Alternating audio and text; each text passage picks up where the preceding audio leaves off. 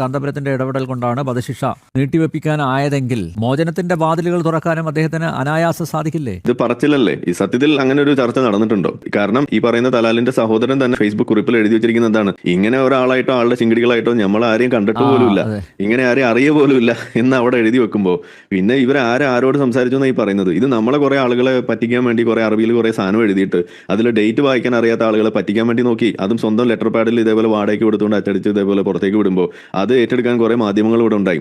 ഇവിടുത്തെ external അഫയേഴ്സിന്റെ spokes person പോലും പറഞ്ഞത് എന്താണ്? അങ്ങനെ ഒരാൾ ഇടപെട്ടതായിട്ട് നമുക്ക് അറിവില്ല.